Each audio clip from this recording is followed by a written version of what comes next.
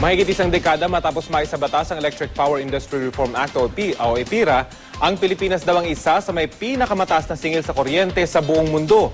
Layon pa naman ang naturang batas na gawing mas abot kaya ang kuryente sa pamamagitan ng pagbubukas ng kanilang industriya sa pribadong sektor.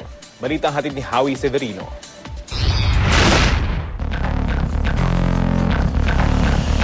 Sa factory na ito, walang patid ang produksyon ng sinulit. Bilang supplier ng malalaking brand ng pantalon, maganda raw ang kita ng kumpanya noong nakaraang taon. Pero mas malaki pa raw sana ang kanilang kita kung mas mura ang presyo ng kuryente sa bansa. In a manufacturing business, you have machineries, you need lightings. These all consume a lot of electricity. For you to be competitive in a business as this, electricity rate must be as low as possible. Ang kuryente sa Pilipinas, isa sa pinakamahal sa buong mundo. Ikalawang pinakamahal sa Asia para sa mga industriya. Pero hindi lang mga negosyante ang umaangal sa patuloy pang pagtaas ng presyo ng kuryente. Base sa mga datos, hanggang noong 2008, mas mura pa ang residential rates ng mayayamang bansa, gaya ng Japan at France, kumpara sa Pilipinas. Noong 2001, isinabatas ng gobyerno ang pagpapababa sa presyo ng kuryente sa bisa ng Electric Power Industry Reform Act o EPIRA. Ang industriya ng kuryente na nooy monopolyo ng gobyerno, binuksan sa pribadong sektor at biniyak sa apat.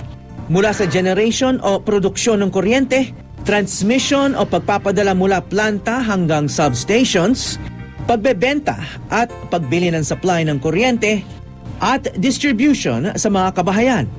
Sa kada 10 pisong ibinabayad sa kuryente, halos 6 na piso ang napupunta sa generation. Mahigit piso naman ang napupunta sa transmission. 2 piso sa distribution services, kabilang ang gasto sa pagsasupply at pagmemetro. At ang natitira, buwis na binabayaran natin sa gobyerno. Bago isabatas ang EPIRA, nasa 5 piso lang kada kilowatt hour ang singil ng Meralco, ang pinakamalaking power distributor sa bansa. Pero hanggang nitong Nobyembre, umabot na sa 11 pesos ang kada kilowatt hour. Salungat sa layo ng EPIRA na ibaba ang presyo ng kuryente.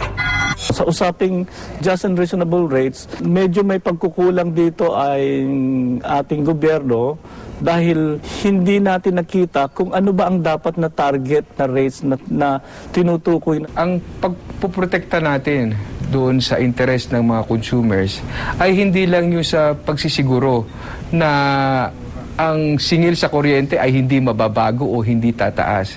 Dahil kung yan ang aming prinsipyo na para maproteksyonan ng ating mga consumers, ay huwag na lang nating itaas ang singil sa kuryente. Howie Severino, GMA News.